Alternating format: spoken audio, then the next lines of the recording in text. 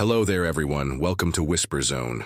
I am your storyteller, and I'm here to guide you tonight. I know many of you use these videos to drift off to sleep, so before we begin, take a moment to like this video and subscribe to our channel. I'm always curious. Where are you watching from, and what time is it in your part of the world? Now, find your cozy spot and relax.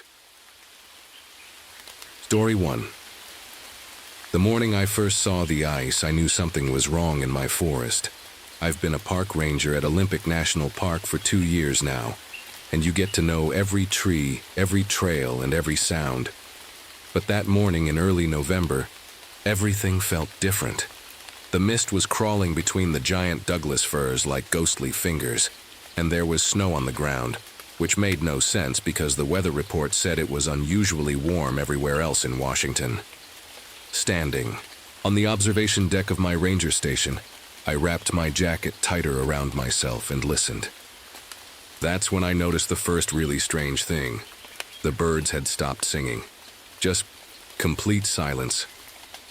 In all my years as a ranger, I'd never heard the forest this quiet. It was like someone had hit a giant mute button. I grabbed my backpack and decided to check it out. The snow crunched under my boots as I walked down the main trail. That's when I saw it. Ice formations on the tree bark, spreading like crystal veins. I'd never seen anything like it. The ice looked almost alive, crawling up the trees in delicate patterns that reminded me of spider webs. I reached for my radio to report back to headquarters. "This is Ranger Walker at Station 7. Anyone copy?" Nothing but static. I tried again. And again. The radio was dead, which was weird because we'd just installed new equipment last month. Following standard procedure, I started documenting what I was seeing. There were fresh deer tracks in the snow, normal enough, but then they just stopped, like the deer had vanished into thin air. In their place were different tracks, deeper ones. They looked almost human, but not quite. Too big, too deep in the snow, with strange marks around the edges that I couldn't explain. The temperature gauge on my watch showed 45 degrees when I left the station. Now, just 20 minutes later, it read 15. A 30-degree drop in minutes? That's not just unusual, that's impossible. Then I heard it, carried on the wind, so faint I almost thought I was imagining it. Voices, human voices, calling from somewhere deep in the forest. They sounded like hikers, maybe lost ones. But something about them made the hair on the back of my neck stand up. I pulled out my compass to get my bearings before heading deeper into the woods. The needle spun wildly, spinning like a toy top. I tapped it, shook it, but it wouldn't stop. In all my years as a survival instructor in the Marines, I'd never seen anything like it. That's when I spotted them, the markers. Ancient warning signs carved into the trees by Native Americans centuries ago. I'd seen them before. Studied them even. They were meant to mark dangerous territories, places where the old tribes said evil spirits lived. Usually these carvings were weathered, barely visible after hundreds of years. But now they were covered in a thick layer of ice, making them stand out like they were brand new. Looking at those frozen warnings, I felt something I hadn't experienced since my toughest days in the Marines. Real fear. Not the kind that makes you run, but the kind that roots you to the spot, that makes every instinct scream that you're in the presence of something that shouldn't exist. I took a deep breath of the frigid air. Whatever was happening in my forest, I had to figure it out. People could be in danger, and as the only ranger on duty in this section, it was my job to protect them. No matter what was causing that impossible ice, those strange tracks, or those distant ghostly voices. What I didn't know then was that this was just the beginning. That morning would start a chain of events that would force me to face something far worse than anything I'd encountered in my 25 years of wilderness experience. Something that would make me question everything I thought I knew about nature, about reality itself. And it all started with that strange ice and an unnatural silence in the ancient wood. As I headed back to my ranger station, my hand went to my pocket, feeling for the small wooden charm that was always there. Sarah, my daughter, had made it for me in her arts and crafts class. "It's for luck, Daddy," she'd said, her gap-toothed smile beaming up at me. That was 3 years ago, just a month before I lost her and Jenny, my wife, in that icy car crash. The charm felt unusually cold today, almost burning against my fingers through my pocket. I pulled my hand away and tried to focus on the task at hand. There were strange things happening in my forest, and I couldn't let old memories distract me. But memories have a way of sneaking up on you when you're alone in the wilderness. That's why I came here in the first place, I suppose. After the accident, I couldn't stand being in our old house anymore. Every room echoed with Sarah's laughter or Jenny's singing. So when Olympic National Park offered me a position, I took it without hesitation. The isolation seemed like a blessing back then. My time in the Marines had taught me how to survive in places like this. 20 years of training others how to track, how to read the land, how to stay alive when everything around you wants you dead. It all came in handy as a ranger. The locals called me the Shadow because I could track anything through these woods. Every broken twig, every disturbed leaf told me a story. But today, the forest was telling me a story I didn't want to read. I pulled out my notebook, the same one where I'd been documenting weird animal behavior for the past month. The deer were leaving their usual grounds. Bears were active when they should be hibernating. Even the smallest creatures like squirrels. And rabbits were acting strange. It reminded me of last winter's failed rescue, the one that still haunts me.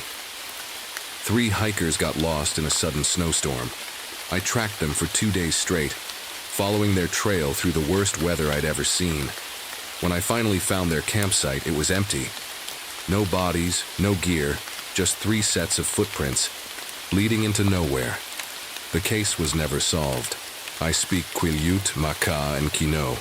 Learned them during my first year here because I wanted to talk to the tribal elders about the park's history. They told me stories about these woods, stories that seemed like simple legends at the time. Now, with ice spreading where it shouldn't and compasses spinning wild, those stories didn't feel like legends anymore. The station came into view through the trees. It was a simple building, just 2 rooms and a lookout tower, but it was home now. I'd solved dozens of search and rescue operations from this little outpost. Missing hikers, lost kids, injured climbers. I always found them, always brought them home. But something felt different about today. The strange tracks I'd seen, the unnatural silence, the bizarre ice formations. They weren't like anything, in my experience. And I'd seen pretty much everything these woods could throw at a person. Or at least, I thought I had. I climbed the steps to my station, each wooden plank creaking under my boots. The sound seemed too loud in the unnaturally quiet forest. Inside, I went straight to my maps and began marking the locations of everything I'd seen this morning. As I worked, my fingers brushed against Sarah's charm again. I could use some of that luck today, sweetheart, I whispered to the empty room. Little did I know, luck wouldn't be enough for what was coming. Nothing in my years as a Marine or a ranger had prepared me for the horror that was slowly awakening in my forest. And as I sat there, plotting strange ice formations on my map, the real nightmare was just beginning. The radio crackled to life just as I was finishing my map. Ranger. Walker? Come in, Ranger Walker! It was Dave from the main station, his voice tight with worry. Marcus, we've got another missing hiker. 3rd one this week. My stomach dropped. 3 experienced hikers vanishing in a week wasn't normal. Not even close. I'm heading out to check the eastern trails, I told him. Send me their last known location. The radio crackled again, but this time all I got was static. Great. I grabbed my gear and headed out. The cold had gotten worse, if that was possible. My breath came out in thick white clouds that hung in the air longer than they should. About 2 miles in, I found something that made me stop dead in my tracks. There was an elk carcass half buried in the snow. Now finding dead animals isn't unusual in my line of work, but this was different. The elk looked like it had been frozen solid, like someone had put it in a giant freezer. But the weird part, when I touched the ground around it, it wasn't that cold. Just normal November chilly. I took some pictures and kept going. That's when I found the abandoned campsite. It looked like the campers had just gotten up and walked. away in the middle of breakfast. There were plates of eggs and bacon on the picnic table. The food was frozen solid, but when I touched the plates underneath, they were still warm, like they'd been cooked just minutes ago. My hands were shaking as I pulled out my camera to document everything. The whole scene felt wrong, like one of those scary movies where everything looks normal but just a little bit off. Then I checked the trail cameras I'd set up last week. Most of them showed nothing unusual, just deer, rabbits, the usual forest life, but the last one, I almost dropped it when I saw the image. There was something in the frame, something tall and thin, like a person but not quite right. Its shape was all wrong, stretched out like a shadow at sunset. I tried to tell myself it was just a blur, a camera malfunction. But deep down, I knew better. Back at the station, I called in Miller, one of our search dogs. He's never failed to find a missing hiker, but today, he wouldn't go past the tree line. Just sat there whining, his tail tucked between his legs. I've never seen him act like that before. The local wildlife was acting strange too. Birds were flying south months too early. Deer were running from something that wasn't there. Even the bears were leaving their territories, which just doesn't happen unless something really bad is forcing them out. That afternoon, Jim Redhawk, one of the tribal elders I'd gotten to know, showed up at my station. His face was gray with worry. "The boundaries have been crossed, Marcus," he said quietly. "The old ones warned us this might happen. We sealed it away, but now..." He shook his head. "Look for the signs, fresh carvings in the trees. They'll be filled with ice." I wanted to ask him what he meant, but he just turned and left, leaving me with more questions than answers. Later that evening, I found the carvings he'd mentioned. They were fresh, like someone had just carved them, but they were filled with ice that glowed slightly in the dying light. And they were everywhere, appearing on trees that I knew for certain had been bare just hours before. Then I felt it. Sarah's wooden charm in my pocket had gone cold. Not just cold. It felt like holding a piece of ice burning against my skin through my clothes. I pulled it out and nearly dropped it. The little wooden horse she'd carved was covered in a thin layer of frost despite being in my warm pocket all day. Standing there in the growing darkness, watching ice spread across my daughter's last gift to me, I finally admitted what I'd been trying to deny all day. Something was hunting in my forest. Something that shouldn't exist. Something that had already taken 3 hikers.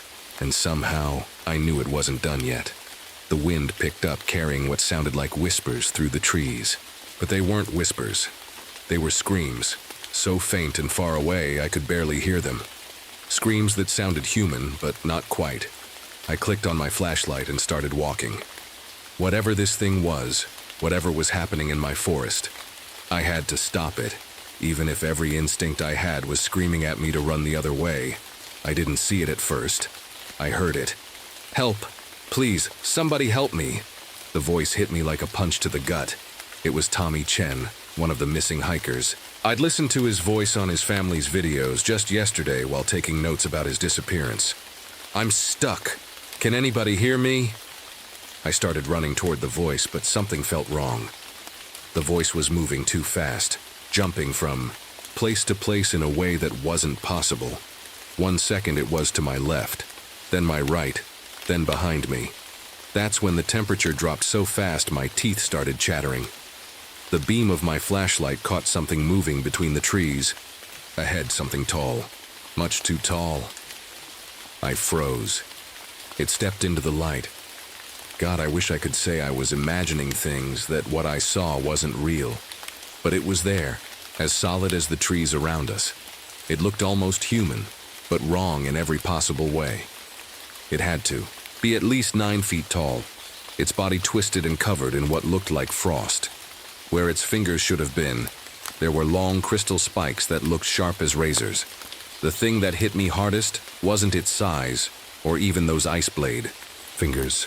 It was its eyes. They glowed blue-white in the darkness like light through old ice, and they were looking right at me. I've been scared before. In the Marines, in search and rescue operations gone bad. But this was different. This was the kind a fear that turns your blood to ice water. It opened its mouth and Tommy Chen's voice came out again. "Help me, please." But this time, the voice changed halfway through, becoming something else. A sound like cracking ice and screaming wind. I started backing away slowly, remembering my training. No sudden movements, but my boot crunched on some ice and the creature's head snapped toward the sound. The air around it began to freeze. I could see ice crystals forming in mid-air, spreading out like a web. Wherever the creature stepped, the ground frosted over instantly. Plants withered and froze, turning black. In seconds, I turned and ran. Behind me, I heard it moving through the trees. Not running. It was sliding through the ice it created, like a skater on a frozen pond. Much faster than anything that big should be able to move. I ducked behind a large Douglas fir, trying to catch my breath. That's when I saw them. Shapes. In the ice that was spreading across the tree bark. They looked like faces, frozen mid-scream. With a sick feeling in my stomach, I realized they might be the missing hikers. The creature's howl split the night. It wasn't like any animal sound I'd ever heard. It was like winter itself was screaming. The sound hit me like a physical force, and I felt the skin on my exposed face start to burn with instant frostbite. I pulled my scarf over my face and kept running. But everywhere I turned, there were sheets of ice appearing, like mirrors. I saw the creature reflected in them, but each reflection was slightly different, making it impossible to tell which was real. I've tracked bears, mountain lions, even helped with a wolf hunt once. But this thing, it wasn't hunting like any normal predator. It was playing with me, hurting me. I broke through some trees into a small clearing and stopped dead. There were bodies in the ice, 3 of them, partially eaten. The missing hikers. The ice they were trapped in was perfectly clear, like glass, preserving their terrified expressions. The creature emerged from the trees behind me. Up close, I could see that parts of its body seemed to be healing, growing new ice-covered flesh. With horror, I realized it was using the frozen flesh of its victims to regenerate itself. I reached for Sarah's charm in my pocket, needing something, anything to hold on to. But the wood was so cold it burned my fingers. The creature raised its arm and I watched ice crystals form in the air, sharp as spears. I dove behind a boulder just as they shot through the space where I'd been standing. As I huddled there, trying desperately to think of a way out of this, I remembered something Jim Redhawk had told me about the old legends. Something about the, Wendigo, a creature of endless winter and hunger. The stories said it could freeze the air itself, that it lived in ice and could travel through it like we move through air. The stories also said it could be killed, if only I could remember how. Another howl shook the trees, closer this time. Ice was creeping around the edges of my boulder hiding place. I had to move, had to think, had to find a way to stop this thing before it added me to its collection of frozen victims. But as I gripped my useless flashlight and felt the burning cold of Sarah's charm against my leg, I honestly didn't know if I was going to survive the night. The cold was everywhere now. My fingers had gone numb and breathing hurt like swallowing glass. But as I crouched behind that boulder, watching ice creep closer, something clicked in my mind. The creature was hunting by sound and heat. Every time I made a noise or moved, it found me instantly. And the ice, it always formed where things were warmest first. I grabbed my backpack and pulled out the emergency flares. They were meant for signaling rescue helicopters, but right now, they might be my only chance. The creature was so focused on cold, maybe heat was its weakness. A crack like breaking ice echoed through the trees. Through the frozen mist, I saw 2 shapes stumbling towards me. My heart jumped. They looked like people. Then I recognized them, Rangers Cooper and Martinez. They must have come looking for me. "Get back!" I tried to shout, but it was too late. The Wendigo appeared behind them. One swipe of those ice blade fingers and I'll never forget their screams. Never forget how quickly the ice covered them, how their bodies looked like statues in a frozen garden. I wanted to throw up. I wanted to run, but I couldn't let their deaths be for nothing. The creature turned towards me, and I saw something new. In those glowing eyes, intelligence. It knew it had me trapped. That's when I spotted it through the trees. An old stone circle half buried in snow. I recognized it from Jim's stories. An ancient Native American fire pit with strange symbols carved around the edges. The kind they used in ceremonies to ward off evil spirits. I had an idea. A crazy, probably suicidal idea. I lit the first flare and threw it far to my right. The Wendigo's head snapped toward the heat, and ice crystals shot from its hands, trying to extinguish the bright flame. I ran. Not away, but toward the stone circle. My lungs burned with each breath of the freezing air. Behind me, I heard that awful howl again, felt the frost biting at my back. 3 fingers on my left hand went numb, then white with frostbite. The pain was incredible, but I kept running. I reached the stone circle and spun around. The Wendigo was right there, towering over me, frost swirling around it like a cloud. Up close, I could see bits of frozen flesh stuck in its ice crystal body, faces of its victims frozen in its transparent skin. My hands shaking, I pulled out Sarah's wooden charm. The Wendigo reached for me with those deadly ice blade fingers. "This is for my daughter," I whispered, and snapped the charm in half. Inside was what I'd put there months ago, when I first suspected something was wrong in these woods. A small bundle of dried herbs and tobacco, blessed by Jim Redhawk himself, the kind used in ancient ceremonies to bind evil spirits. I threw the pieces into the fire pit and lit my last flare. The Wendigo screamed, not with a stolen human voice this time, but with a sound like a glacier breaking apart. It tried to lunge at me, but something was holding it back. The symbols on the stone circle were glowing faintly. I threw the flare into the pit. The herbs caught fire instantly, sending up sweet-smelling smoke. The Wendigo thrashed and howled, ice shooting everywhere. I felt more of my fingers going numb, saw frost creeping up my arms, but I held my ground. The smoke from the herbs wrapped around the creature like ropes, and the symbols glowed brighter.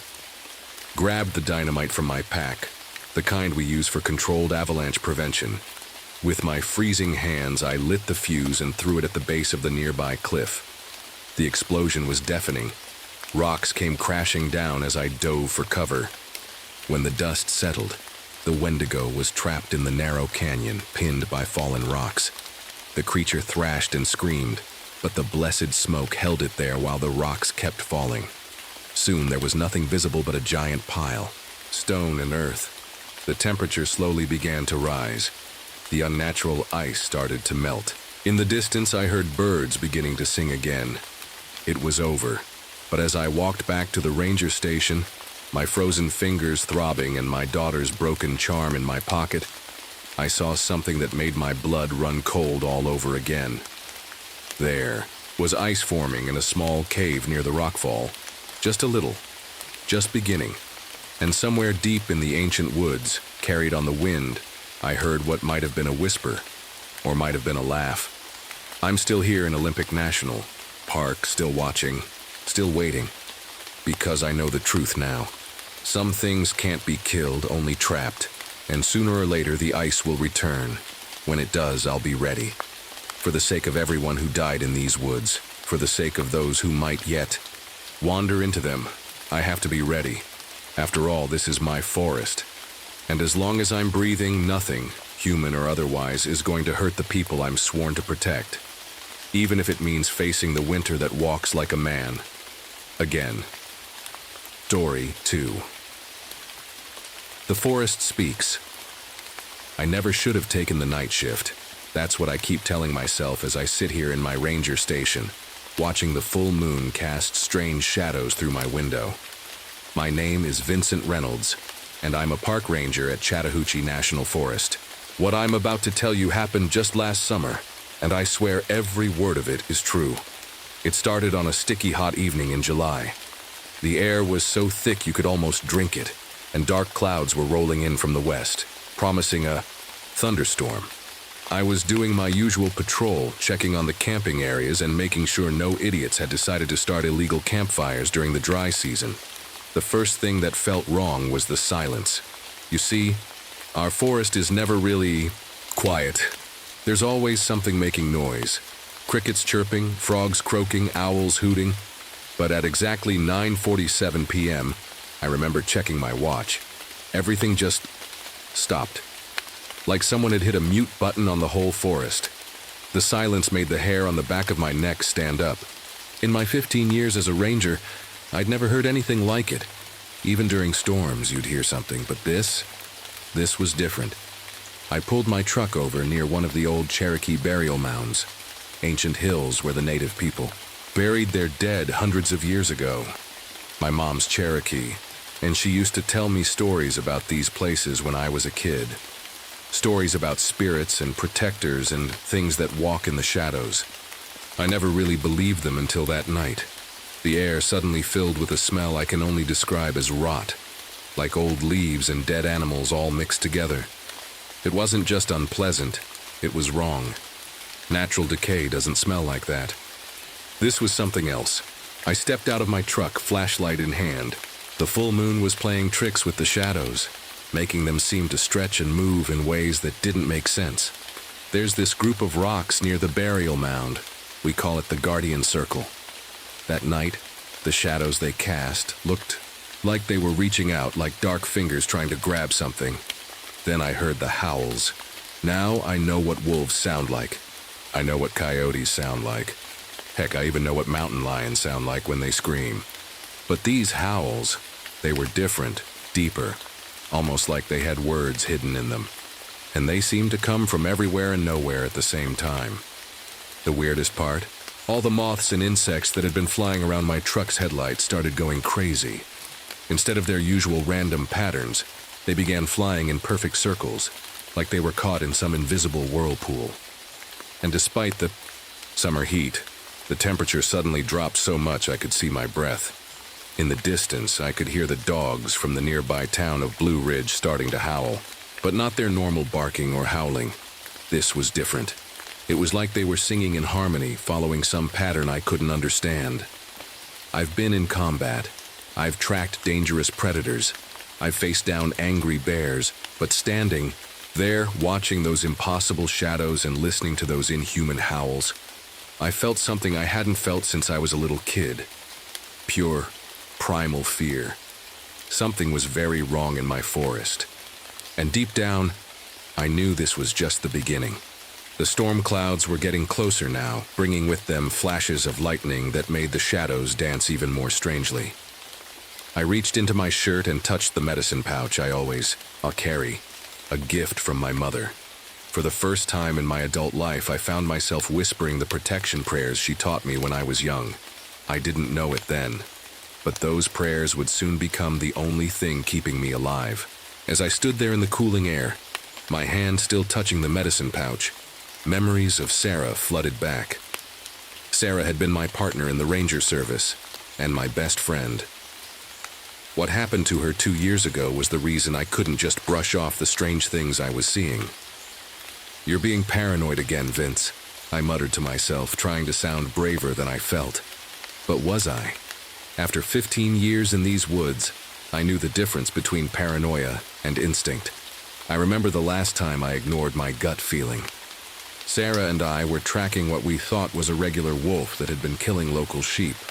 "Just another Tuesday," she joked as we followed the tracks deep into the forest. But the tracks, they kept changing. Sometimes they looked like wolf prints, other times like something bigger. We should have turned back right then. My hand shook slightly as I pulled out my flashlight and checked my gear. Force of habit from my Army Ranger days. Always know where your equipment is. My radio was clipped to my belt, my hunting knife on my hip, and my rifle safely locked in its rack in the truck. Mom always said I was more comfortable in the woods than in my own house. And she was right, until today. The divorce papers had come through just last week. Jenny had finally had enough of my late nights and obsession with work. "You're not the same since Sarah," she'd said. She was right. How could I be? How do you explain to your wife that your partner wasn't killed by a regular animal? That the marks on her body didn't match any known predator? A crack of thunder made me jump. The storm was getting closer, but that's not what worried me. It was the shadows between the trees. They seemed to be moving against the wind, like dark, water flowing uphill, just like they had that night with Sarah. I clicked my radio. "Base, this is Reynolds. Over." Static. I tried again. More static. Great. The medicine pouch at my neck felt warm. Mom had filled it with herbs and objects she said would protect me, following the old Cherokee ways. I used to think it was just a nice reminder of home. Now, I wasn't so sure. The things she'd taught me about our tribe's history, about the spirit, world, they didn't seem so far-fetched anymore. I'd spent the last 2 years studying every piece of Cherokee folklore I could find. The elders in the local tribe probably thought I was crazy, showing up with my notebooks full of questions about shadow spirits and shapeshifters. But they saw something in my eyes that made them take me seriously. They taught me things: protection, rituals, ancient words of power, ways to recognize signs of the spirit world. Another howl echoed through the trees, closer this time. The sound made my chest tight, the same tightness I used to get during combat in the army. PTSD, the doctors called it. But this felt different.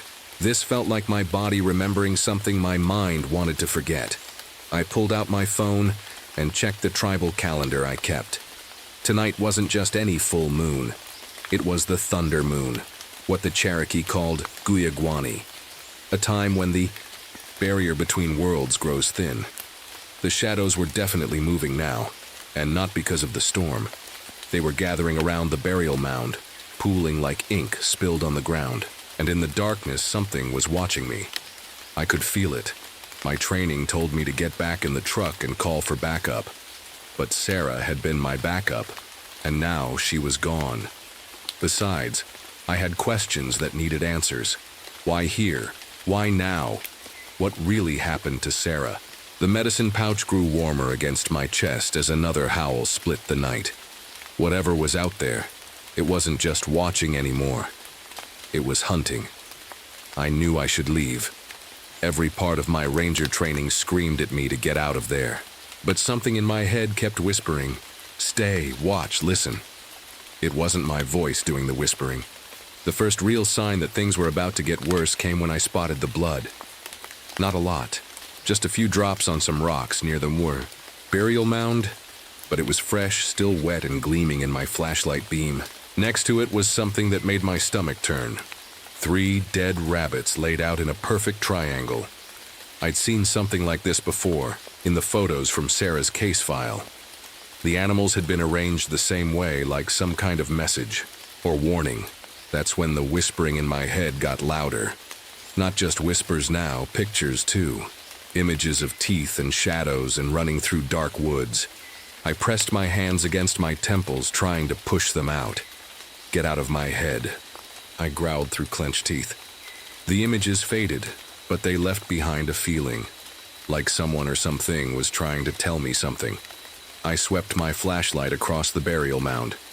The beam caught something that shouldn't be there. An old wooden totem stuck in the ground. I'd walked this path 1,000 times, but I'd never seen it before.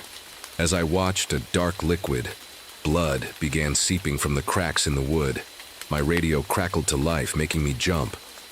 Through the static, I heard fragments of voices. Multiple reports of dogs going crazy. Entire kennels howling. People seeing things in their yards. The whole town was feeling it.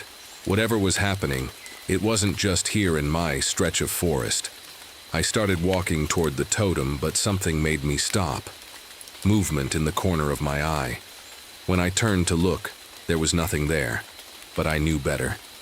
In the army, they taught us that your peripheral vision sometimes catches things your brain doesn't want to see straight on. The shadows were definitely moving now, not just shifting, actually moving, like black water flowing across the ground. They seemed to be gathering around the burial mound, making shapes that looked almost human, but not quite. My flashlight beam caught something else. Tracks in the mud. Big tracks, like wolf prints, but wrong somehow. As I watched, they seemed to change shape, becoming more human-like before melting back into wolf prints. The whispering in my head came back stronger. Protect, guard, warn. I stumbled backward as the words filled my mind. They weren't English, but somehow I understood them. They felt old, like they were in Cherokee, but not any Cherokee I'd ever learned. The temperature dropped even more. My breath came out in white. Clouds now, even though it was the middle of summer. The shadows around the burial mound were getting darker, more solid. They were starting to look like... No, that was impossible. But there they were, shapes rising from the darkness. Tall shapes. Standing on two legs, but definitely not human. Their heads were wrong, too wolf-like. And their eyes, God, their eyes. They glowed like hot coals in the darkness, and they were all fixed on me. 7 pairs of eyes, watching from the shadows. I reached for my radio, but before I could grab it, a howl split the night. Closer than ever before. The sound hit me like a physical wave, making my knees weak. All around me, I could hear the town's dogs answering. Their howls forming a horrible chorus that made my skin crawl. The shapes in the shadows were getting clearer now.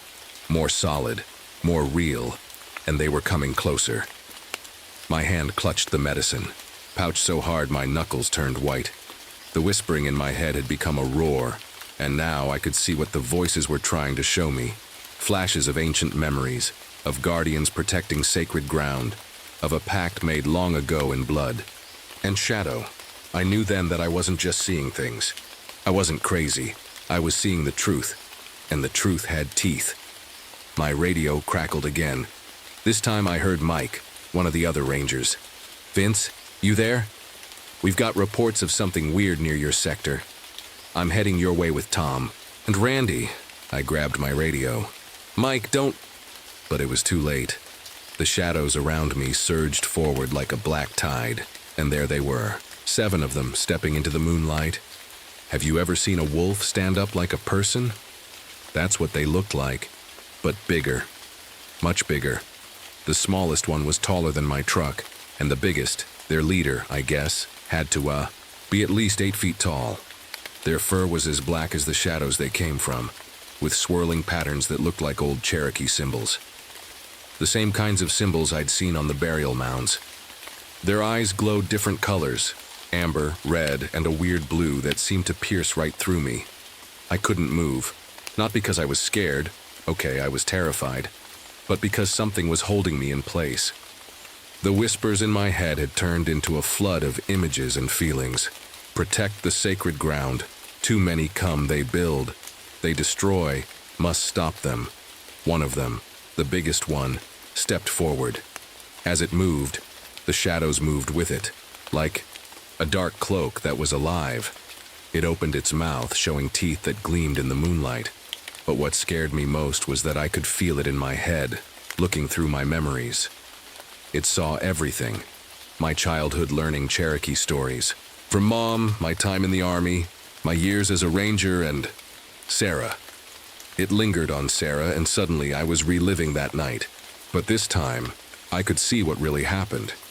I saw the shadows that hunted her, the same kind of creatures that stood before me now. But why? A howl in the distance broke the connection. Flashlight beams cut through the trees. Mike and the others were coming. "Stay back." I tried to shout, but no sound came out. The creatures turned toward the lights, their forms shifting between wolf and shadow. One moment they were solid. The next they were like dark smoke with glowing eyes. They saw air filled with a sound like thunder. But it wasn't from the storm. It was their howls, all 7 howling at once. The sound hit me like a physical force, making my vision blur. In the distance I heard screaming. "Oh God, what are those things?" Mike's voice. "Run!" That was Tom. "They're in my head." Randy. The pack moved like liquid darkness flowing between the trees. I heard more screams, then silence. When they came back, 3 of them were dragging something. My fellow rangers, all unconscious but alive. They dropped them gently near my truck. The leader turned back to me, and this time when it spoke in my mind, I got words, not just feelings. "We are the guardians. We protect what is sacred. But now they come with machines. They dig. They build. They destroy the sleeping places." That's when I noticed the construction equipment parked about a mile away, at the edge of the forest. They were planning to build a new road right through here, right through the burial grounds. The creature's eyes locked onto mine. You understand. You know our ways. You feel the old blood in your veins. It was right. Through my mom's side, I had Cherokee blood. Not much, but enough to feel the truth in what these things were saying. They will not stop, it continued, unless they are shown, unless they are made to fear. Another howl split the night, but this one was different. It carried power, real power. All the shadows in the forest seemed to draw together, forming a darkness deeper than any natural night. The pack began to change, becoming something even more terrifying than before. And that's when I realized this wasn't just about protecting territory. This was about something much older, much deeper. A promise made centuries ago, written in blood and shadow. The real question was, whose side was I on? The storm clouds finally covered the moon, plunging the forest into darkness. But I could still see the pack's glowing eyes watching me, waiting for my decision. 2 more rangers, Lisa and Derek, had arrived despite my warnings. The moment they stepped into the shadows, the pack's mental attack hit them. I watched helplessly as they dropped to their knees, screaming about the horrors playing in their minds. Like the others, they passed out but weren't hurt. The pack leader, I started thinking of him as the Alpha, moved closer to me. You know why your friend Sarah died, and suddenly, I did. Sarah had discovered the construction plans first. She'd found out they were going to bulldoze the burial grounds, and she'd tried to stop them. The pack hadn't killed her. They'd tried to warn her, just like they were warning me. But the shock of seeing them, of having their thoughts forced into her mind, had made her run straight into the path of a real, normal bear. The Alpha's next. Words hit me hard. She died protecting what you also wish to protect. Thunder cracked overhead, but something else was happening too. The moon was starting to disappear. Not behind the clouds, but being eaten away by shadow. A lunar eclipse. The pack had planned this for tonight. As the moon vanished, the pack's power grew stronger. The shadows around us came alive, forming shapes that shouldn't exist. The air itself seemed to turn black. I felt their presence in my mind growing stronger, showing me visions of the past. Cherokee warriors making deals with these ancient guardians, promising to protect the sacred places together. My medicine pouch grew hot against my chest. Without thinking, I opened it and scattered the herbs and items inside in a circle around me. Just like Mom had taught me, the Alpha watched with glowing eyes that now looked almost approving. You remember the old ways, it said in my mind. You can help us protect, or you can stand aside. That's when I made my choice. I took out my phone and dialed the county planning office's emergency number. "This is Senior Ranger Vincent Reynolds," I said when they answered. "We've got a situation at the burial ground construction site. Multiple rangers down from some kind of toxic gas leak near the old graves. Could be ancient bacteria or spores. The whole area needs to be quarantined immediately, and someone better call the Cherokee Nation's preservation office." I felt the Alpha's approval in my mind. The pack moved closer, but now they didn't seem as terrifying. Don't get me wrong, they were still nightmare fuel, but I understood them better now. "You speak clever lies to tell a greater truth," the Alpha said, like the old ones did. The other pack members circled around me, their shadow forms flowing like dark water. One by one, they touched their noses to my medicine pouch, leaving marks that glowed like ember light. "You will be our voice," the Alpha said. "When we cannot speak, you will speak for us. When others come to destroy, you will warn them first. Only if they do not listen." The threat hung in the air, and I nodded. I understood. Sometimes the old ways needed new methods to survive. The eclipse was ending, moonlight starting to return. The pack began to fade back into shadow, but I knew they weren't really leaving. They'd always be here, guarding the sacred places. And now, so would I. I looked at my unconscious fellow rangers. They'd wake up soon with headaches and crazy stories that nobody would believe. But I'd be here to help them understand, to guide them toward the truth without revealing too much. As the last of the pack melted into darkness, the Alpha's final words echoed in my mind. until the next moon's shadow guardian. I stood there for a long time, watching the shadows move between the trees, feeling the weight of my new role.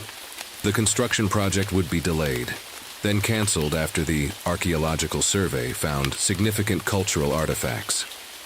The sacred places would stay safe. I touched my medicine pouch, now marked with 7 glowing symbols that only I could see. Mom had always said I had a special connection to the old ways. Guess she was more right than she knew. The next time you're walking in the woods at night and you see shadows moving in ways they shouldn't, or hear howls that sound almost like words, just remember some things are worth protecting. And sometimes the monsters aren't really monsters at all. They're guardians. And now so am I. Story 3. The day I saw my first Thunderbird, all the radios in Rocky Mountain National Park went dead at exactly 3:27 p.m. I remember checking my watch because that's what we rangers do. We keep track of everything strange that happens up here at 12,000 feet. But I never expected that moment would change my life forever. My name is Howard Mitchell, and I'm the senior ranger at what we now call Thunder's Roost. What I'm about to tell you happened in the fall of 1978, when the mountains were painted in reds and golds, and the air was getting that crisp bite that warned us winter was coming. But this wasn't going to be any ordinary autumn in the Rockies. It started with the clouds. Anyone who's spent time in the mountains knows clouds have patterns. They follow the wind. They build up in the afternoons. They break apart in predictable ways. But these clouds were different. They moved against the wind, spinning and twisting like they had a mind of their own. Sometimes they formed perfect circles. Other times they stretched out into massive wing shapes that made shadows dance across the valleys below. My weather instruments went crazy. The wind meters would spin backwards, the temperature gauges would swing from freezing to hot in seconds, and my radio crackled with so much static it sounded like angry bees had made a nest inside it. At first I thought my equipment was broken. 20 years of studying weather patterns had taught me that machines can be temperamental at high altitudes. But then came the ball lightning. I'd seen ball lightning maybe twice in my entire career. It's rare, like spotting a snow leopard in Colorado. But now these glowing orbs were showing up almost every evening, floating through the trees like ghostly lanterns. They were beautiful and terrifying all at once, and they didn't behave. Like any ball lightning I'd ever studied, they seemed to follow paths, like they were searching for something. Then the trees started falling. Not from normal windstorms, mind you. These were precise strikes, like someone had picked out specific trees and snapped them like toothpicks. The really weird part? It happened on perfectly clear days with no storm in sight. Just a sudden, violent downdraft that would target one area, leaving everything around it untouched. But the thing that really got under my skin was what happened to the rocks. Now, I know it sounds crazy, but the magnetic rocks on the mountain started to change. Compass needles would spin wildly near them, and sometimes, if you got close enough, you could feel your hair stand on end from the electricity they were giving off. I'd worked with atmospheric science my whole life, and I'd never seen anything like it. Tourists started avoiding certain trails without even being told to. Birds would refuse to fly through particular areas. Even the elk, who normally went wherever they pleased, would take long detours around specific parts of the mountain. It was like every living thing could sense something that our human senses couldn't quite pick up. I spent my days taking readings, making notes, and trying to convince myself there was a scientific explanation for all of this. But deep down, I knew better. Something was happening on my mountain, something bigger than anything in my meteorology textbooks could explain. One evening, as the sun was setting and the first stars were appearing, I found something that made my blood run cold. There, stuck, in a crack in the rocks, was a feather. But not just any feather. This one was nearly 3 feet long and hummed with electrical energy. When I tried to touch it, a spark jumped from it to my hand, and for a split second I swear I could hear thunder rumbling in the distance, even though the sky was completely clear. That's when I knew. All those old Native American stories about thunderbirds weren't just legends. Something was waking up in the Rocky Mountains, something that controlled the sky itself. and I was about to come face to face with it. I guess I should tell you more about myself, and why I might be the only person who could understand what was really happening on that mountain. Most folks think I'm just another park ranger, but there's more to my story than that. 20 years ago, I was an Air Force weather specialist. My job was to predict storms that could affect our pilots. I was good at it too, really good. I could feel changes in the air that other people missed, like how the wind would shift before a big storm, or how the clouds would stack up in weird ways before something dangerous was about to happen. But everything changed 5 years ago. I was working with my research partner, Tom Harris, up in these same mountains. We were tracking an unusual storm pattern when it happened. The sky was clear blue, not a cloud in sight. Tom was checking our equipment when a bolt of lightning came out of nowhere. Just gone. Just like that. No warning, no thunder, nothing. The official report said it was a freak accident, but I knew better. There was something unnatural about that lightning. The strike changed me too. I was standing close enough that the electricity went through me. The doctors said I was lucky to survive. But ever since then, I've been different. I can feel storms coming hours before they hit. Sometimes my skin tingles when lightning is about to strike, even if the sky looks perfectly clear. Most people think I'm crazy when I tell them this, but up here in the mountains, being a little weird has probably saved my life more than once. I spent years studying everything I could about unusual weather patterns. I read old books about strange storms, talked to Native American elders about their Thunderbird stories, and tracked down every weird weather event I could find. The scientific community started calling me a crackpot. Mitchell's gone off the deep end, they'd say. Too much time alone in the mountains. Last year, they even rejected my research paper about electromagnetic anomalies in the Rockies. Said it was too speculative. But I knew what I was seeing was real. The Native American elders had told me stories about giant birds that could control the weather, birds so powerful they could split mountains with their lightning. At first, I thought these were just tales to explain natural phenomena. But after what happened to Tom, after feeling the changes in my own body, I started to wonder if there was more truth to those stories than anyone realized. That's why I took this job as a ranger.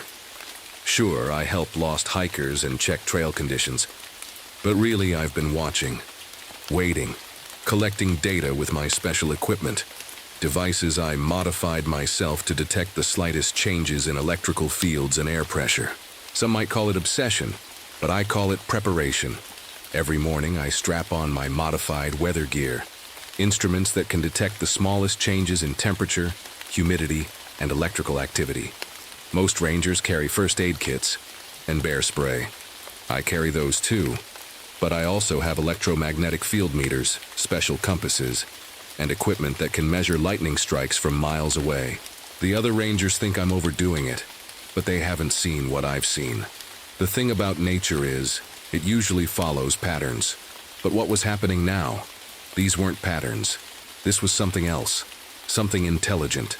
And as I sat in my cabin that night, looking at that massive feather that hummed with electrical energy, I couldn't shake the feeling that whatever was out there knew I was watching it. My hands shook as I added the feather to my growing collection of evidence. Alongside it were dozens of notebooks filled with observations, weather charts that made no sense, and photos of those strange cloud formations. And there, pinned to my bulletin board, was the last photo ever taken of Tom, smiling and holding up his weather balloon just hours before that impossible lightning strike. I had a feeling that soon, very soon, I'd finally understand what really happened to my friend. But as another bolt of lightning lit up the clear night sky, I wondered, was I really ready for the truth? The next few weeks were like watching a storm build up, but this was unlike any storm I'd ever seen. It started with the lightning strikes.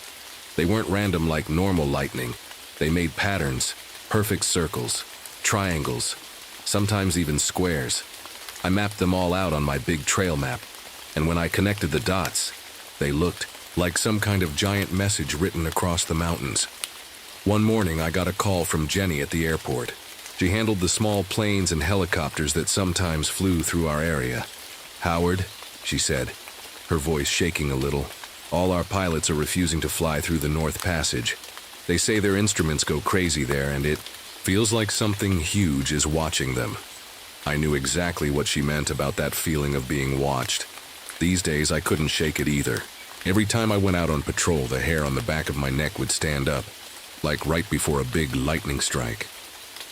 But there was something else too, a deep, heavy feeling in the air, like the moment before a massive thunderstorm breaks.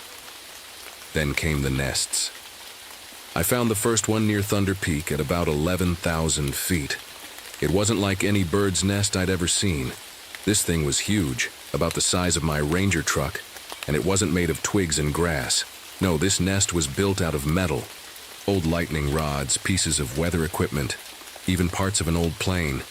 Everything in it was metal, and everything hummed with electricity. The animals knew something was wrong too. The mountain goats, who normally lived on the highest peaks, all moved down to the valleys. The eagles abandoned their nests. Even the bugs were acting strange. Every ant colony in the area built their hills pointing in the same direction, like compass needles all pointing to something. One day, I was checking my weather equipment when every single piece of it just died. My radio went silent. My phone shut off. Even my old reliable compass just spun in circles. Then I felt it, that electric feeling in the air, but 100 times stronger than ever before. The static was so thick I could hear it crackling. In my ears, that's when I saw the lights. Not regular lightning, but something else. They looked like giant blue-white ribbons dancing across the sky in broad daylight. They moved like they were alive, twisting and turning through the clouds. The strange thing was, they seemed to be searching for something. I started finding more feathers too. Each one was bigger than the last, and they all buzzed with that same electrical energy. When I brought them back to my cabin, they made all my equipment go haywire. Once I made the mistake of putting one near my radio, and it exploded in a shower of sparks.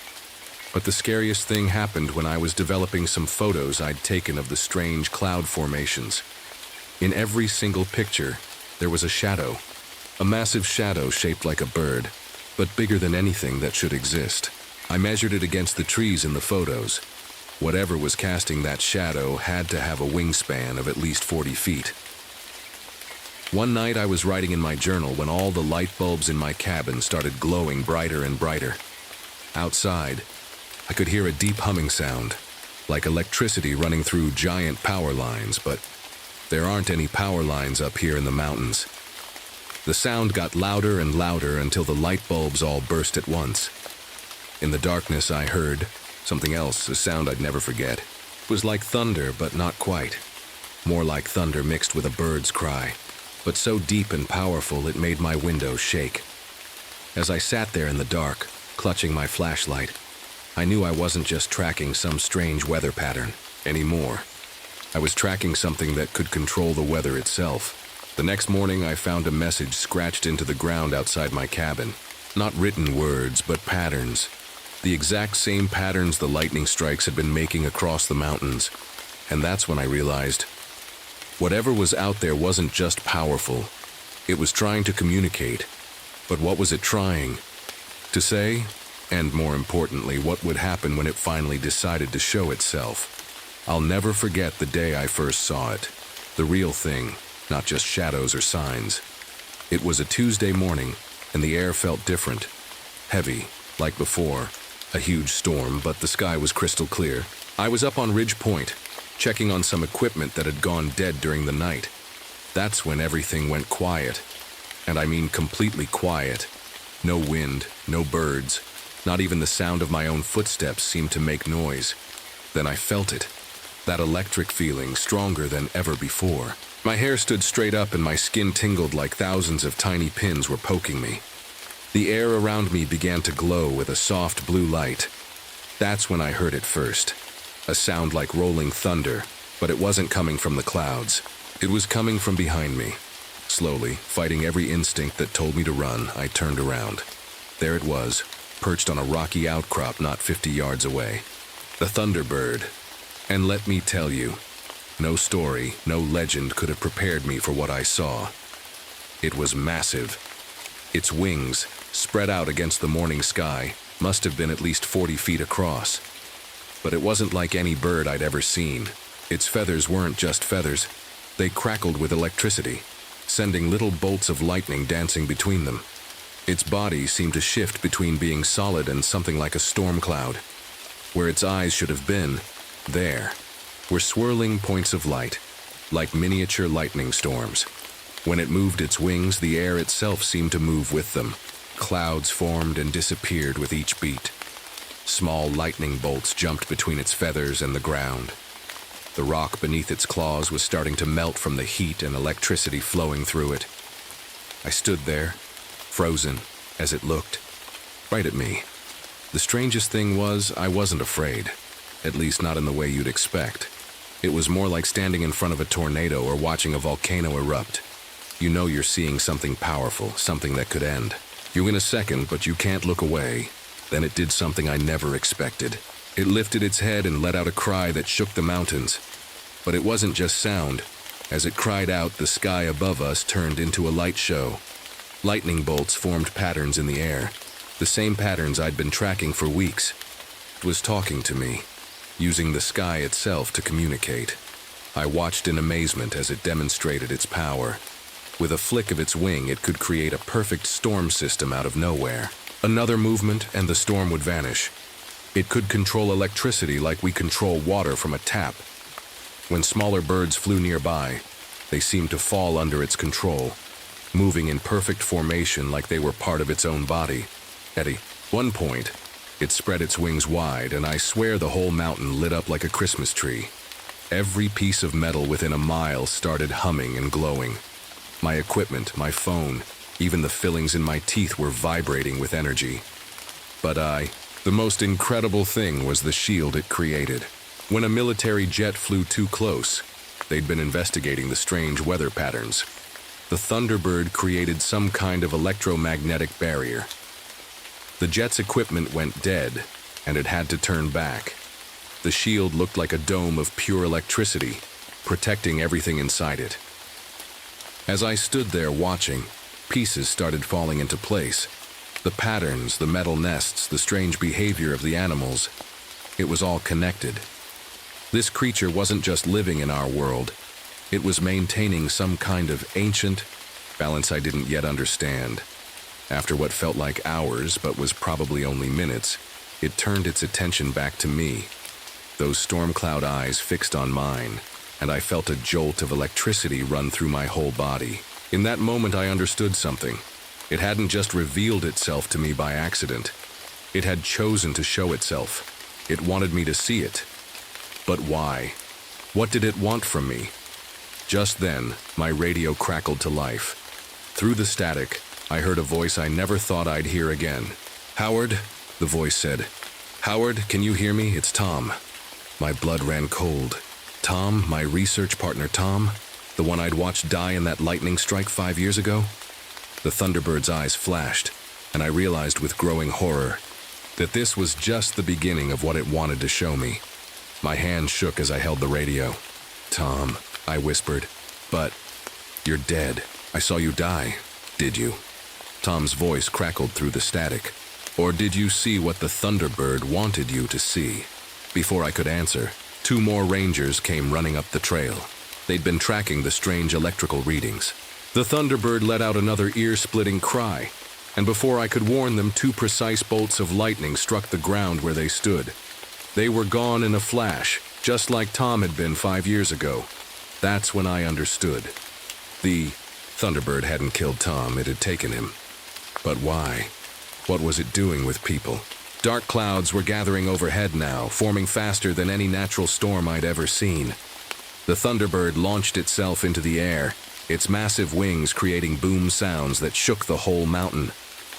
I knew I had to do something, but what can one person do against a creature that controls the weather itself? Then I remembered my weather balloons. I'd been using them to track weather patterns, but maybe they could help me track the Thunderbird too. I quickly released 3 balloons with special tracking equipment attached.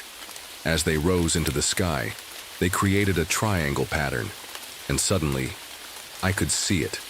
The Thunderbird wasn't just flying randomly. It was following ancient paths in the sky, paths that lined up perfectly with the old Native American legends. More people began showing up, other weather researchers who'd been drawn by the strange readings. But before I could warn them away, the Thunderbird struck again. 3 more researchers disappeared in flashes of lightning, their equipment left behind, smoking and melted. I ran back to my cabin and grabbed every lightning rod I had. Working, as fast as I could, I set them up in a circle, copying the pattern I'd seen in the Thunderbird's lightning strikes. Maybe, just maybe, I could create a safe zone. The storm was getting worse. The sky turned a color I'd never seen before. A deep purple-black with veins of electricity running through it. The Thunderbird was at the center of it all, its wings now spanning what looked like half the sky. Every time it flapped its wings, new storms formed and disappeared. That's when I saw them. In the clouds around the Thunderbird, there were faces. Tom's face. The faces of the rangers and researchers who'd disappeared. They weren't dead. They were part of the storm itself. The Thunderbird had somehow turned them into pure energy, making them part of its eternal weather dance. I heard Tom's voice again, but this time it wasn't coming from the radio. It was coming from the storm itself. "Howard," he said, his voice mixing with thunder. "We understand now. The Thunderbird isn't a monster. It's a guardian. It's been here since the mountains were born, keeping the balance of nature.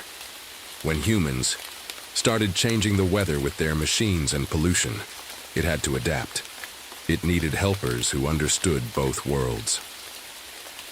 Lightning struck my circle of lightning rods, but instead of destroying them, the electricity flowed between them, creating a dome of safety.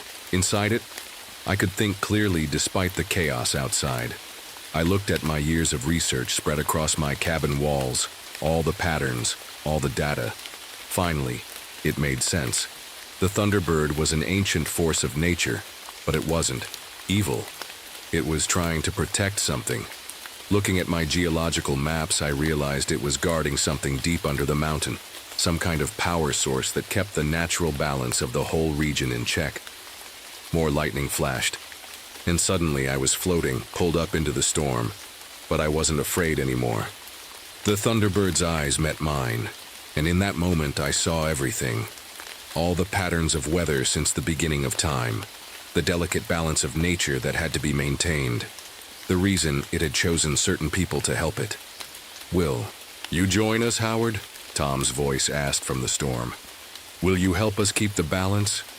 I looked down at my little cabin, at all my equipment meant to predict and control the weather. I thought about how humans always tried to control nature instead of working with it. I thought about the Thunderbird, protecting its mountains for thousands of years. I made my choice. Now I'm still a ranger at Thunder's Roost. Officially, I'm listed as permanent observer of atmospheric phenomena. Hikers and climbers still see me walking the trails, checking my weather equipment. But few notice how the storms seem to avoid my patrol routes, or how lightning never strikes where I'm walking.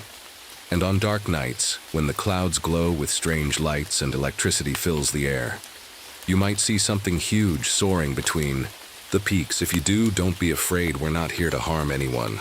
We're the guardians of the mountains, the keepers of nature's balance. Just remember, the next time you hear thunder in the Rockies, it might not be just a storm you're hearing. It might be us, going about our eternal work, protecting the ancient forces that keep our world in balance. And if you're ever up here and your compass starts spinning, or your hair stands on end for no reason, just wait. Watch the sky. You might just catch a glimpse of what I saw that day. But don't worry. As long as I'm here, the Thunderbird's power will be used only to protect and preserve. After all, that's what rangers do, even if some of us have become something more than human in the process. Story 6. The ice shouldn't have grown that fast. I've been a ranger at Glacier National Park for 12 years now, and I've never seen anything like it. Standing at my usual lookout point that December morning, I could actually see the glacier, moving. Not the slow crawl that takes years to notice. This was different. The massive wall of ice was creeping forward like a giant white finger, reaching for something it wanted to grab. My hand started shaking, and it wasn't from the cold. After 15 years studying Arctic ice, your body develops a sort of sixth sense about these things. The temperature had dropped to -40 overnight, 20 degrees below our previous record. My right hand instinctively gripped the ice axe at my belt, the one I'd carried since that day in Greenland. The day I lost my whole research team to the avalanche. The radio at my hip crackled. "Base to O'Connor, come in." It was Sarah from dispatch. "O'Connor, here," I answered, my eyes still fixed on the moving glacier. "We've lost contact with the ski patrol team in Sector 7. Last check-in was 3 hours ago. Can you head up there and take a look?" My stomach tightened. Sector 7 was right where the glacier was reaching. "Copy that. Heading there now." As I trudged through the deep snow, something caught my eye. Rising from the ground like twisted sculptures were formations of ice, but not like any ice I'd ever seen. They spiraled up from the ground in impossible shapes, defying gravity and everything I knew about how ice should form. Some looked almost like people, frozen mid-stride. The wind picked up, and I swear it carried whispers. The temperature dropped even further, and my special thermal gear, designed for the worst Arctic conditions, barely kept out the biting cold. This wasn't natural cold. This was something else. I reached the last known location of the ski patrol team. Their tracks led straight into a wall of newly formed ice, then vanished. But what made my blood run cold were the perfect ice statues standing there. 4 of them, exactly matching the number of missing patrol members.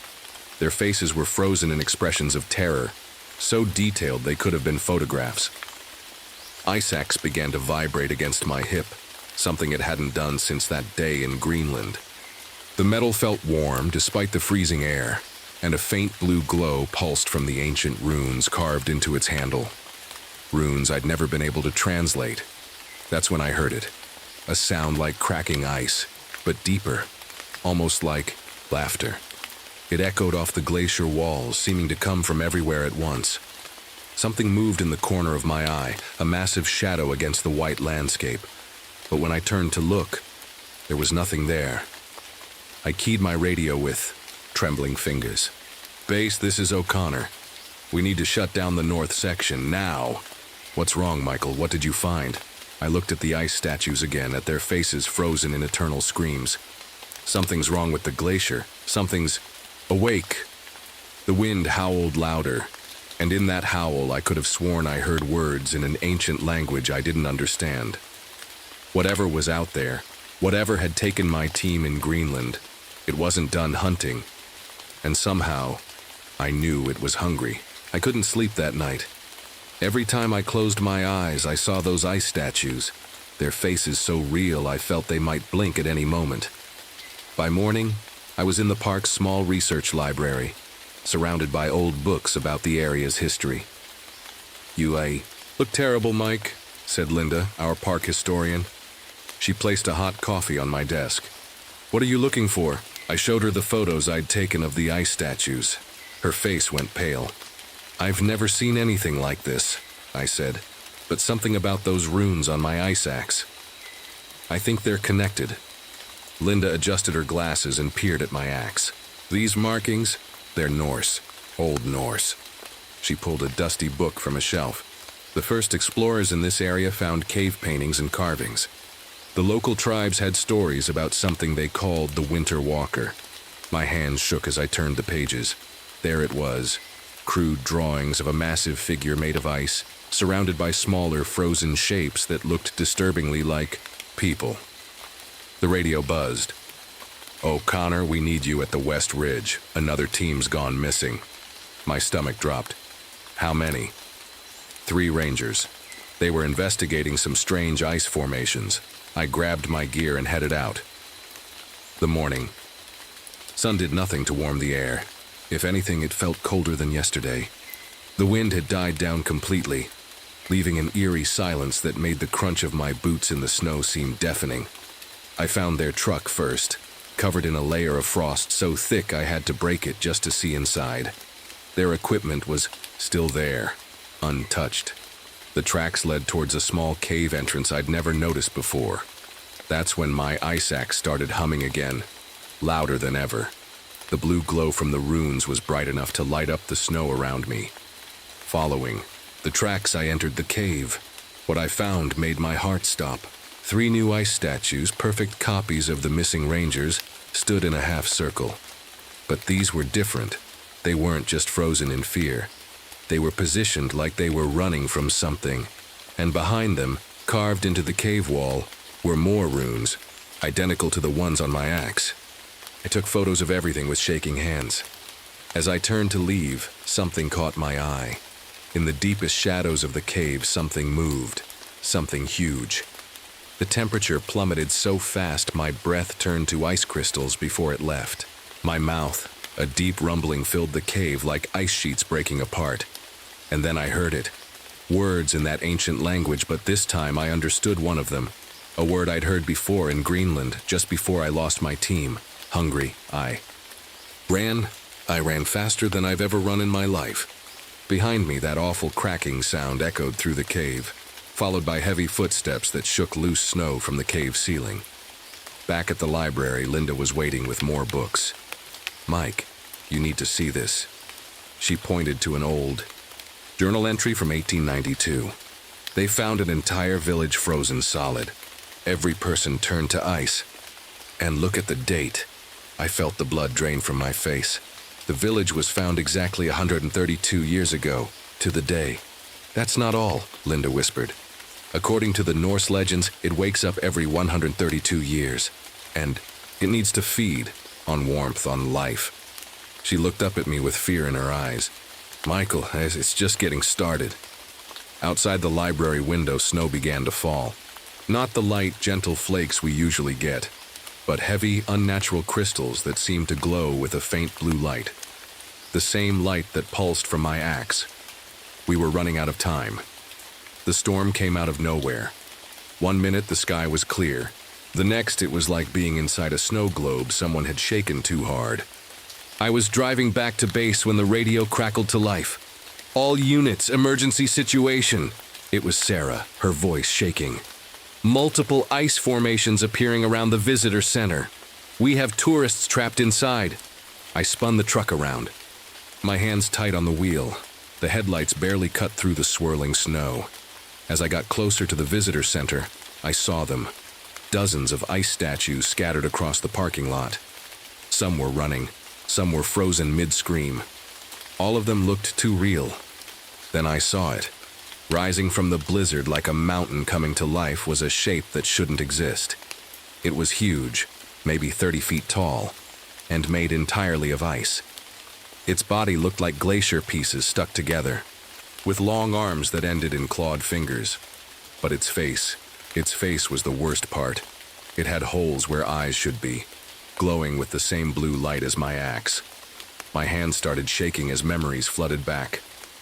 The avalanche in Greenland, the same blue glow in the storm, the screams of my team as they, "No, not this time. I wouldn't freeze up again." I grabbed my axe and ran toward the visitor center.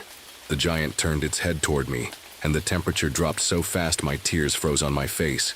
It raised one massive arm, and the air itself began to crystallize. "Hey!" I shouted, holding up my glowing axe. "Remember this?" The giant paused. A sound like breaking glaciers filled the air. It was laughing. Suddenly the ice statues began to move.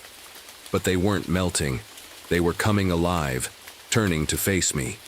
Each one was an exact copy of the person it had frozen, but made of living ice. Their eyes glowed with that same horrible blue light. "O'Connor," Linda's voice came through my radio. "The runes, they're not just writing. They're a warning. It makes these copies to hunt for it, to bring it more warmth." The ice copies started walking toward me, their feet crunching in the snow. Behind them, the giant raised both arms to the sky, and the storm grew stronger. More ice statues were forming everywhere the snow touched. I backed up against the visitor center wall, my axe glowing brighter than ever. Through the windows, I could see the scared faces of trapped tourists, kids pressing their hands against the glass, parents holding them close. One of the ice copies came closer than the others. It looked exactly like Jenny, one of the rangers, from the missing ski patrol. But her face was wrong, empty, hungry. She reached for me with frozen fingers. That's when my axe pulsed, sending out a wave of blue light. The copy of Jenny cracked and fell apart. The giant roared, a sound like an avalanche, and all the other copies turned to look at me. I finally understood. The axe wasn't just a tool. It was a weapon, made for fighting this thing. But as I looked up at the giant, watched it create more, and more copies from the storm, I realized something else. This wasn't just about surviving anymore. All those people in the visitor center, they were counting on me. And somewhere in the back of my mind, I heard the screams from Greenland again. "Not this time," I whispered, gripping the axe tighter. "This time I fight back." The giant leaned down, its icy face just yards from mine. Its voice rumbled like breaking ice. Warm, so warm. The storm raged around us as my axe glowed brighter, and I knew this was just the beginning. Behind me, through the visitor center windows, I heard Linda's voice. "Michael, I found something else in the books. Something about a ritual." But before she could finish, the ice copies attacked. I barely made it back inside the visitor center. My hands were bleeding from swinging the axe, and my jacket was covered in frost. Linda pulled me through the door just as another ice copy slammed against it.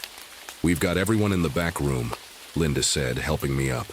"But we lost contact with the east station. Radio's dead." Through the windows, I could see the giant standing in the storm, creating more ice copies with every sweep of its arms. The copies kept trying to break in, their frozen fingers tapping against the glass like icy raindrops. "Tell me about the ritual," I said, catching my breath. Linda spread out an old map on a table. Her hands were shaking, but her voice was steady. "The Norse settlers found a way to fight it. Look." She pointed to a drawing in the corner, a circle of people holding what looked like my axe, surrounding a much bigger figure. "They trapped it," she explained, "using axes like yours. They were weapons made to fight creatures like this, but it took..." She hesitated. "It took sacrifice." "What kind of sacrifice?" "The axes need power, life energy, warmth." She looked at me with sad eyes. "The person holding the axe has to give up their own warmth, maybe forever." I thought about how cold I'd felt since Greenland, how I could never get warm no matter how many blankets I used. My axe had saved me that day, but at a price. Sarah, our radio dispatcher, joined us at the table. "We've got another problem. The temperature's dropping all over the park. If we don't stop this thing soon..." A loud crack made us all jump. One of the windows had started to freeze over, ice spreading across it like growing vines. "How many axes?" I asked Linda. "4. There were 4 axes total." She pointed to another page. "They need to be placed at specific points, forming a circle around it." "But Michael..." She grabbed my arm. "The other rangers who use them, they'll never be warm again, like you." I looked around the room. Rangers Tom, Rachel, and Kevin stepped forward. I'd worked with them for years. They were good people. Brave people. "We'll do it," Tom said simply. Rachel nodded. "Better cold than dead." I showed them how to hold the axes, how to feel the power in them. Linda marked the points on our map where we needed to stand. Outside, the giant's laughter shook icicles from the roof. "One more thing," Linda said. "The person who places the phenol axe, who closes the circle..." She couldn't finish. "They might not survive at all," I finished for her. "They'll be giving up all their warmth at once." Everyone looked at me. They knew it had to be me. I'd been training for this since Greenland, even if I hadn't known it. Kevin handed me his spare radio. "We've got your back, Mike." We spent the next hour preparing, checking our gear, drawing the ritual marks Linda had found in the books. Through the windows, we could see the ice copies gathering, waiting. The giant stood in the middle of them, patient, watching. "It knows," Linda whispered. "It remembers being trapped before." I gripped my axe tighter, watching its blue glow pulse like a heartbeat. In a few minutes, we'd open those doors and face storm. Face the copies. Face the giant. I thought about all the people counting on us, the families huddled in the back room, the missing rangers who were now ice copies, my old team in Greenland. Everyone ready? I asked. They nodded. Axes, glowing in their hands. Sarah hugged each of us. Come back, she said. Cold or not, just come back. Outside, the storm grew stronger. The giant raised its arms and the sky turned a strange, glowing blue. It was time. The moment we stepped outside, the cold hit us like a wall. The giant's storm had turned the world white, and the only light came from our glowing axes and its blue eyes. Remember the plan, I shouted over the wind. Get to your positions. Don't stop for anything. We split up. Tom went north, Rachel east, Kevin west. I watched their lights fade into the swirling snow, heading for the points Linda had marked on our maps. The ice copies turned to follow them, splitting up like a school of fish. I faced the giant alone. It towered over me, its icy body creaking as it moved. Remember me? I called out. Remember Greenland? It tilted its massive head. Warm one. It rumbled. You escaped before, not this time. I started backing away, keeping its attention on me. More ice copies formed from the falling snow, their blue eyes fixed on me. I recognized faces in them now. Hikers, rangers, my old team from Greenland. Each step they took made a crunching sound that echoed in my head. My radio crackled. In position, Tom's voice came through. Ready, Rachel reported. Set, Kevin added. I looked up at the giant. It was watching me, almost curious. You're not the only one who's hungry, I said. My axe is hungry too, for you. It roared, a sound like breaking glaciers, and swung one massive arm at me. I rolled in the snow, feeling the rush of air as its claws missed me by inches. The ice copies moved closer. Now! I shouted into the radio. 3 blue lights blazed through the storm as my friends raised their axes. The giant screamed as the light touched it, stumbling backward. The ice copies started to crack. I ran for my position, the 4th point of our circle. The giant realized what we were doing and sent its copies after me. Their frozen hands grabbed at my jacket, my boots trying to stop me. I swung my axe, shattering them as I ran. But for each one I broke. 2 more formed from the storm. My lungs burned from the cold air. My legs felt like they were made of ice. Michael! Linda's voice came through the radio. The circle, it has to be perfect. I could see my position ahead, a small rise marked with Linda's ritual symbols. The giant's footsteps shook the ground as it charged after me. The storm grew so fierce I could barely see. That's when I slipped. My boot hit a patch of ice and I went down hard. The axe flew from my hand, landing just out of reach. Ice copies surrounded me instantly, their cold fingers reaching for my warmth. No, I whispered. Not like Greenland. Not again. I thought of my old team, how I'd watched them freeze, how I'd run away. Not this time. I lunged for the axe, feeling frozen hands grab me. But they weren't just hands anymore. They were the hands of my old friends, my lost team. They weren't trying to stop me. They were helping me up. I grabbed the axe and the blue light exploded from it. The copies around me shattered. I ran the last few steps to my position and raised the axe high. Together! I shouted into the radio. 4 blue lights blazed through the storm, forming a perfect circle. The giant screamed as the light touched it. Ice began to crack all over its massive body. But it wasn't enough. More! Linda's voice crackled through the radio. It needs more warmth. I knew what I had to do. I stepped forward, breaking the circle, and walked toward the giant. Every step felt like walking through fire as the cold got worse. Michael, no! Several voices shouted through the radio. The giant reached for me with both hands. Warm! It growled. So warm. You want warmth? I said, my voice shaking. Take it all. I drove my axe into the ground and grabbed it with both hands. Everything I had, every bit of warmth left in my body, poured through it in a blaze of blue light. The giant's roar shook the mountains. Its icy body began to crack and splinter. The storm turned blue, then white, then exploded in a burst of light that lit up the whole valley. Then everything went quiet. I fell to my knees in the snow, cold like I'd never felt before spreading through my body. Around me, the ice copies had disappeared. The storm was clearing, and where the giant had stood was nothing but a pile of normal ice, already starting to melt in the morning sun. My radio buzzed. "Michael?" Linda's voice was barely a whisper. "Michael, please answer." I tried to speak, but I was so cold. Warm hands grabbed me. Tom, Rachel, and Kevin had run to help. They looked as cold as I felt, but they were alive. We were all alive. "Psych.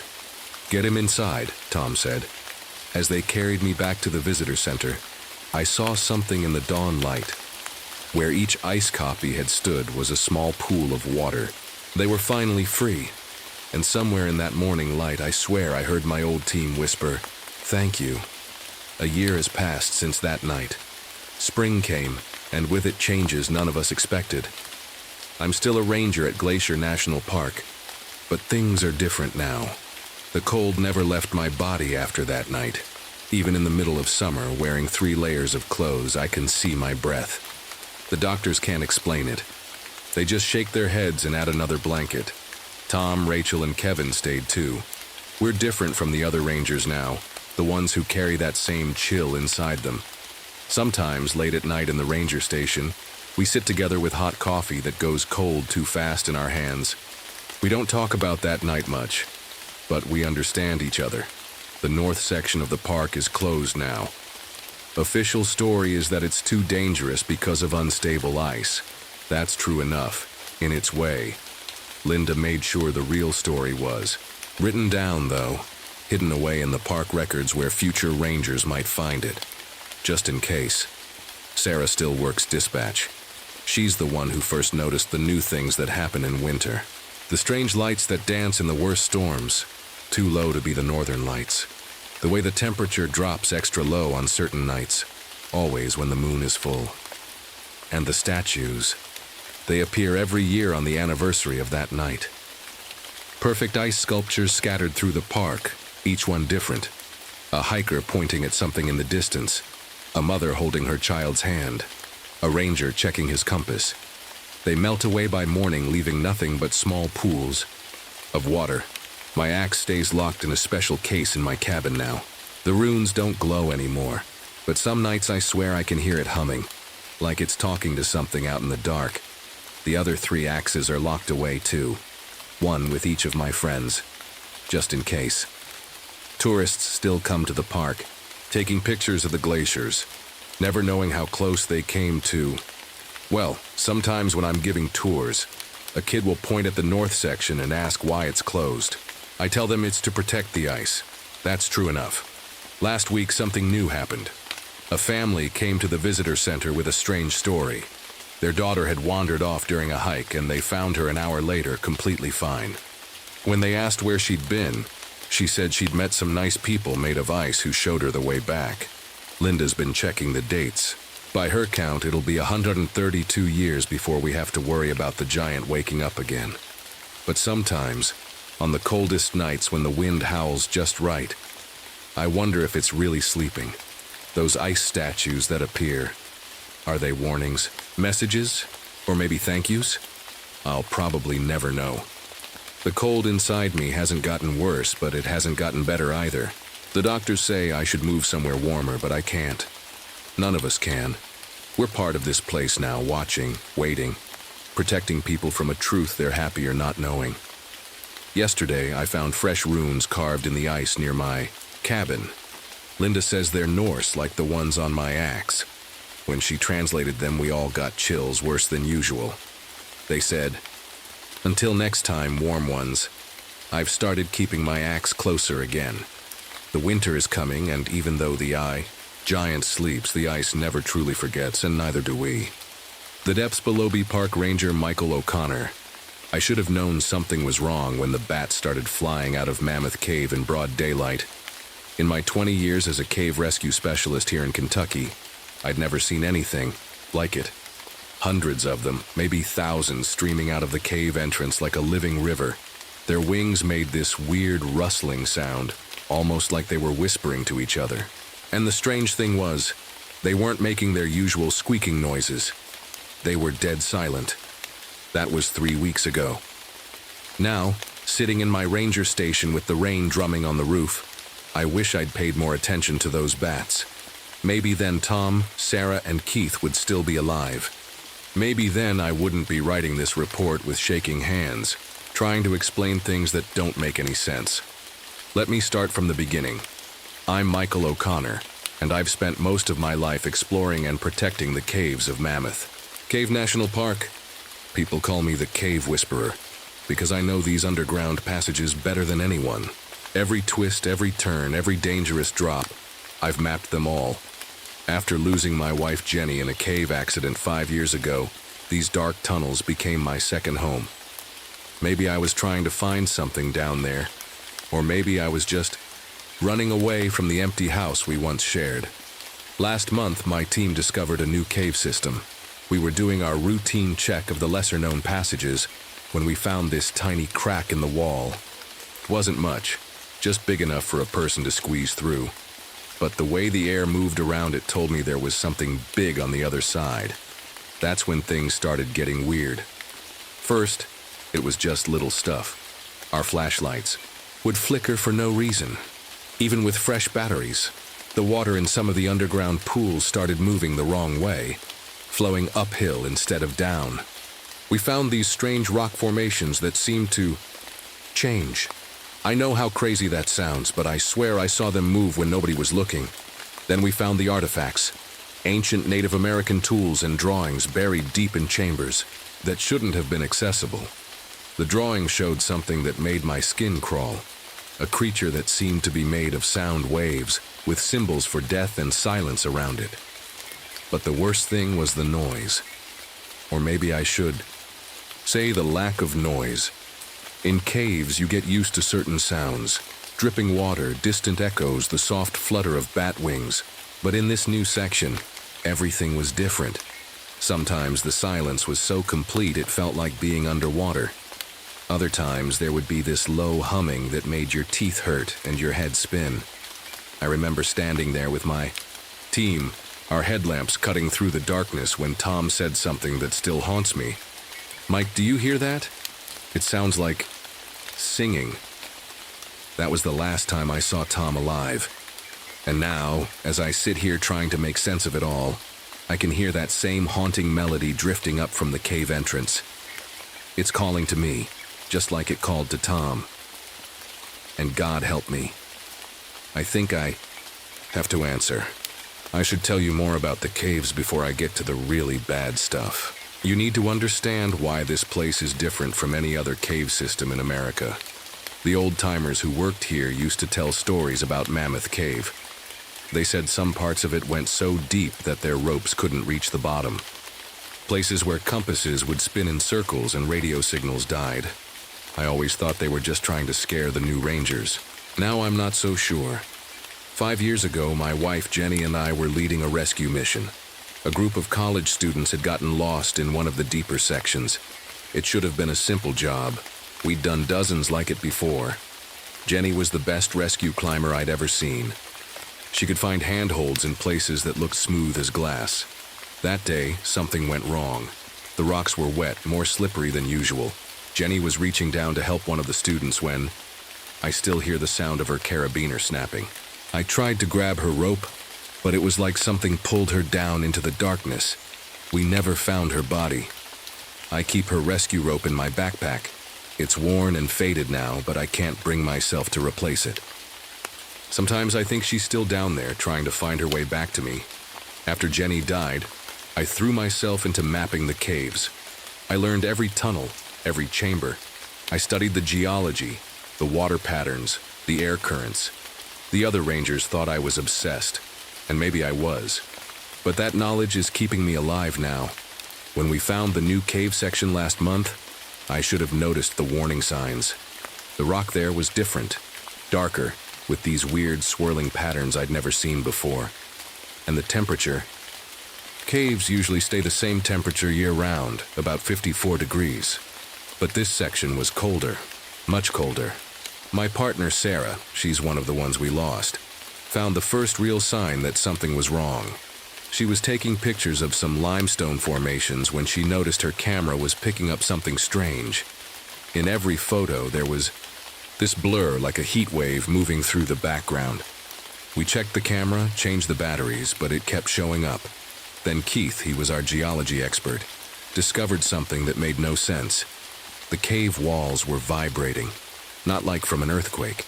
This was more like the way a speaker vibrates when you play music. But there was no sound we could hear.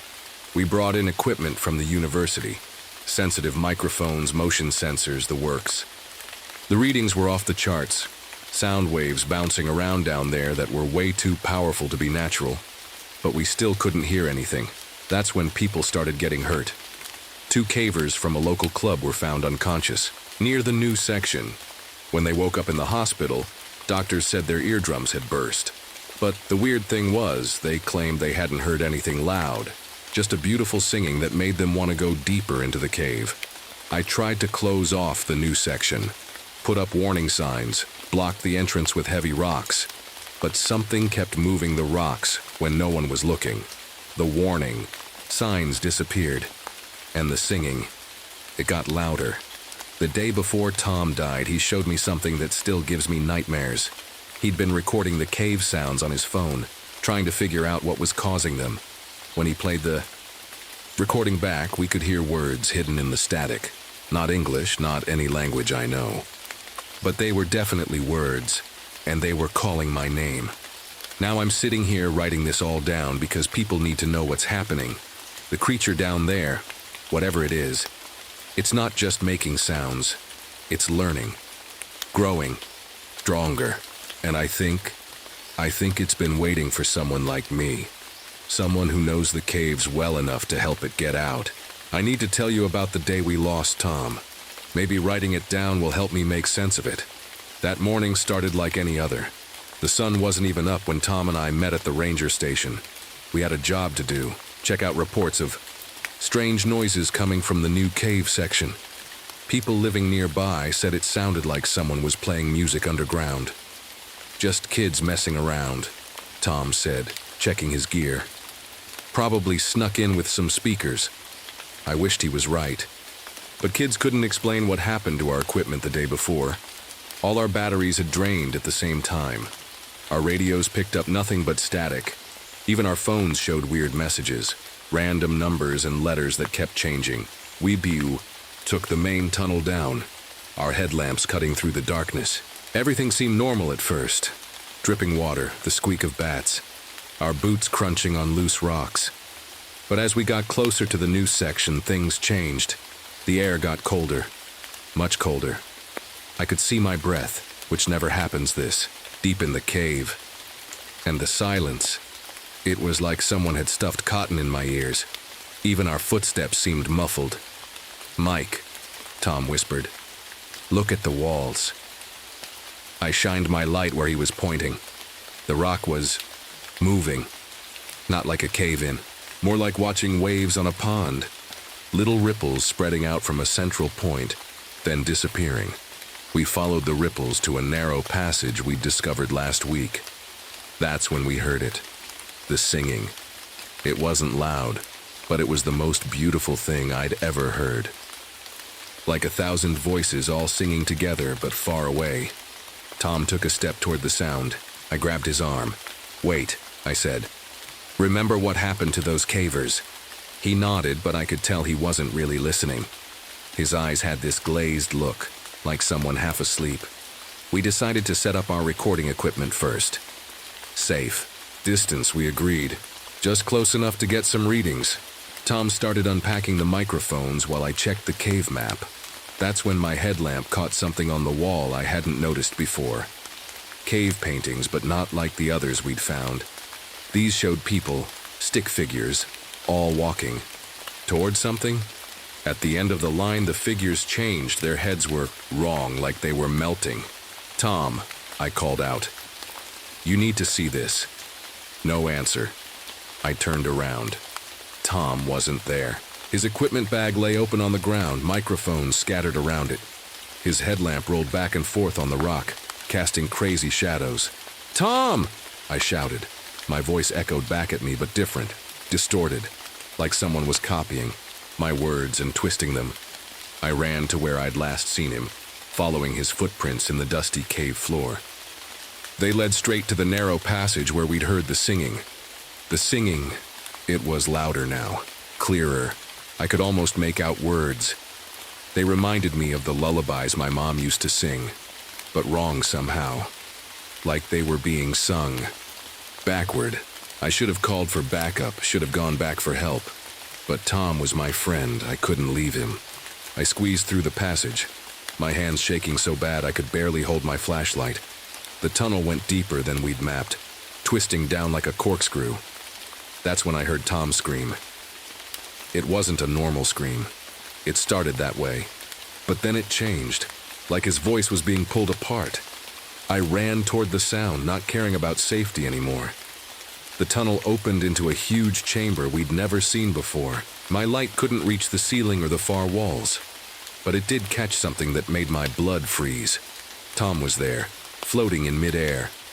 No ropes, no harness, just hanging there like a puppet. His mouth was open in that horrible scream, but no sound came out anymore. Around him, the air rippled like heat waves on hot pavement, and behind him, I saw something move, something big. The ripples in the air seemed to come together, forming a shape that hurt my eyes to look at. It wasn't solid, wasn't really there, but I could feel it watching me. Then Tom's body dropped to the ground like someone had cut his strings. I ran to him, but I knew it was too late. His eyes were open, staring at nothing. His ears were bleeding. The singing got louder, much louder. I felt something warm trickling from my own ears.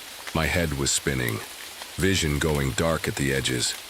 The last thing I remember was seeing those ripples in the air moving toward me, and hearing a voice that sounded like 1,000 whispers all at once. "You're next, Michael O'Connor." I woke, hours later at the cave entrance. No idea how I got there. When we went back with a rescue team, Tom's body was gone, just gone, like he'd never existed. But I know what I saw, and I know it's still down there, waiting, because every night, I can hear that singing calling me back to the cave. And every night, it gets a little bit closer to the surface. Nobody believed me about what happened to Tom. Not at first.